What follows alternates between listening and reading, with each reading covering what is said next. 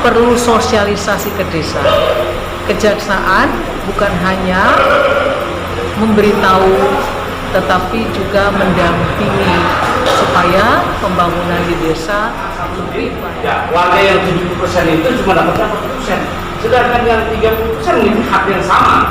Nah, kebijakan kepala desa kali kebijakan bukan pada peraturan akhirnya, ya kan? Karena memang tidak memiliki pengetahuan hukum tadinya, ya kan? Akhirnya dia anggapnya baik, wah warga saya nih, kenapa kamu berbagi, ya kan? Berbagi kepada tetangga kamu atau saudara kamu yang mendapatkan, oh dapat 300 2 kali, bagi.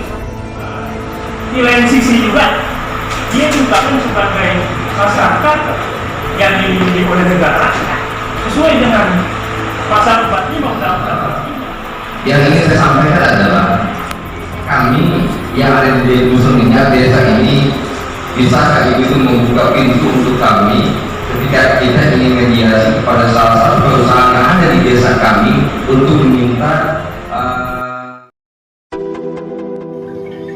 Tim Kejaksaan Negeri atau Kejari Karawang merespon diduga telah terjadi kasus dugaan penyelewengan dana bantuan sosial atau bansos yang terjadi beberapa waktu lalu. Sehingga tim Kejari Karawang dengan terus melakukan belusukan ke setiap kecamatan dan ke beberapa desa di Kabupaten Karawang. Seperti halnya acara penyuluhan sosialisasi hukum oleh Kejari yang digelar di Aula Kantor Kecamatan Pakis Jaya pada Kamis 16 September tahun 2021. Pakis Jaya merupakan salah satu kecamatan yang memasuki tahapan untuk keempat kalinya di Kabupaten Karawang yang sebelumnya telah disambangi tim Kejari Karawang mulai dari Kecamatan Rawamerta, Kecamatan Tegalwaru, dan Kecamatan Pangkalan. Sementara itu, Kepala Kejaksaan Negeri Karawang, Marta Parulina Berliana SHMH sebagai narasumber acara yang didampingi oleh Tohom Hasiholan SHMH selaku Kepala Seksi Intelijen Kejari Karawang sebagai moderator. Sosialisasi sekaligus penyuluhan hukum menitikberatkan kepada para kepala desa dan para BPD sekecamatan Pakis Jaya. Secara tidak langsung, kepala desa adalah miniaturnya presiden, sedangkan BPD sendiri adalah miniaturnya DPRD.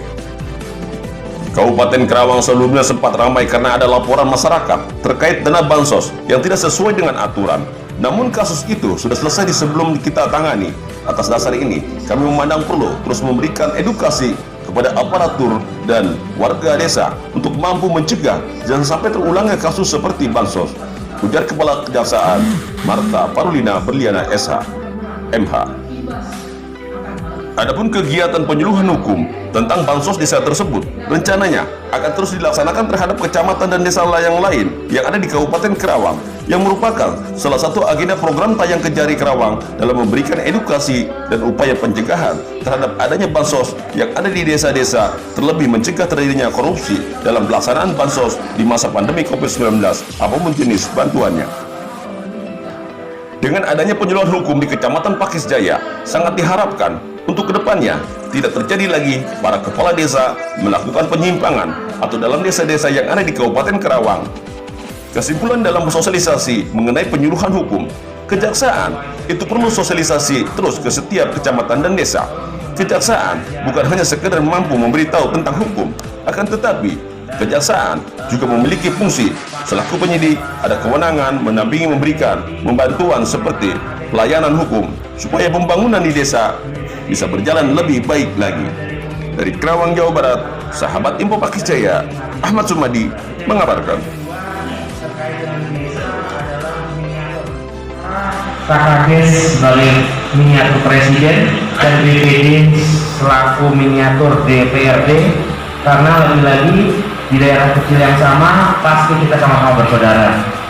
Kemudian juga terkait dengan fungsi kejaksaan, itu selain selaku penyelidik, penyidik, penuntut umum, dan eksekutor, juga ada kewenangan di bidang perdata dan keuangan negara, itu boleh melakukan pendampingan, bantuan hukum, pelayanan hukum, sebagaimana tadi sudah jelaskan. Dan yang keempat, sekarang ada istilahnya restoratif justice, bahwa sekarang itu penegakan hukum nggak semata-mata kepastian hukum, harus menghukum orang, harus memberikan berita, enggak, tapi lebih dikedepankan pada aspek kemanfaatan. Oleh karena itu diharapkan Pak Kades selaku pemimpin daerah terkecil bisa memiliki peran untuk mendamaikan permasalahan-permasalahan yang dikiranya tidak perlu lanjut ke ke instansi kepolisian maupun kejaksaan. Mungkin demikian 4 poin yang disampaikan oleh Ibu. Kemudian sesi berikutnya adalah tanya jawab. Kami persilahkan kepada Pak Kades, Sekdes maupun Ketua BPD yang ingin mengajukan pertanyaan kepada Ibu. Ya, langsung saja Pak. Tinggal minta siapa yang dilaporkan kepala desa. Yang saya bilang buat kakak atau lagi belum nggak tahu, tapi belum datang oleh beberapa atau beberapa kepala desa. Nah di sini dalam penegakan hukum penyuluhan ini supaya maaf sekali lagi ibarat aja ngomong ini penyuluhan gratis. Bukan menambah masalah menjadi besar. Desa ini harus berkembang jadi kecamatan, kecamatan harus berkembang menjadi kabupaten. Kalau kabupaten tambah banyak, negara menjadi lebih makmur. Ujung-ujungnya Bapak pun merasakan kemakmuran itu.